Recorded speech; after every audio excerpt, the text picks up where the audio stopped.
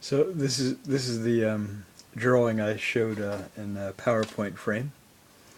I showed the upper half of it when it was in progress. The drawing was done in January, completed in early February, of Père Jacques, the righteous person, the French priest who tried to save one Jewish young man and 3 Jewish children at the school he was a head teacher of in France.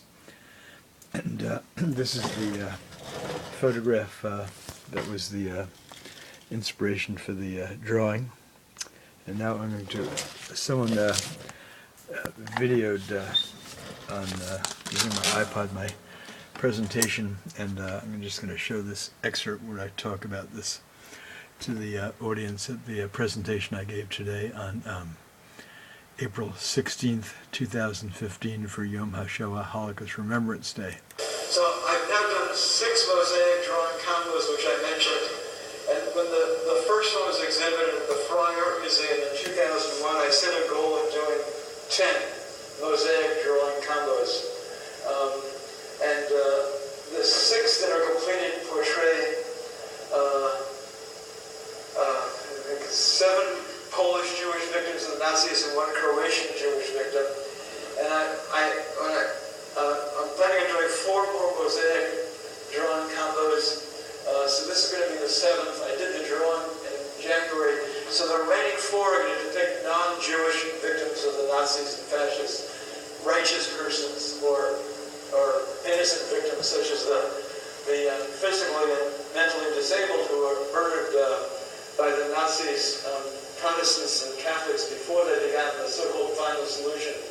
Père Jacques, in the photograph on the left, was a French priest. He was the head of a school in France, and he risked his life to hide. They weren't hidden per se, but their identities were hidden. 3 Jewish children, ages like 10 and 11 or so, and 1 older Jewish youth he had posing working in the school, but all posing as Catholics. And they were all reported by someone similar to what happened to like Felix Nussbaum and his wife Olga. They were arrested. The 4 Jewish boys were murdered at Auschwitz.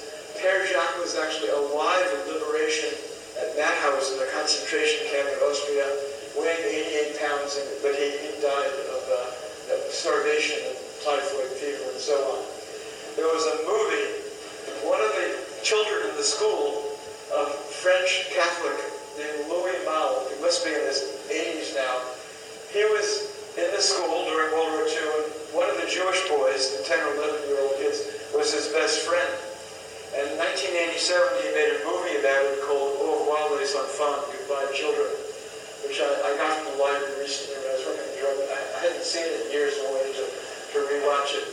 So there's the part of the drawing I did, and it will be a similar format to what I did of my great-grandmother's latte here. So perhaps next time I give a presentation, I'll have this work finished. I'll be going to begin starting the mosaic in a few weeks, and then probably for the next 3 or 4 months I'll be working on it steadily. I was teaching in Britain from March 8th to just about a little over a week ago. I gave a presentation at a synagogue to children and teens in Nottingham, England. Then I was teaching in schools in the east coast of Scotland, 4 high schools and a primary school.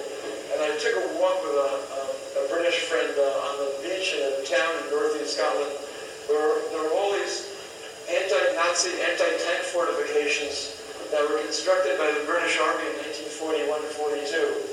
The Nazis were bombing not just London, but Glasgow, and even Aberdeen in northeast Scotland and other cities.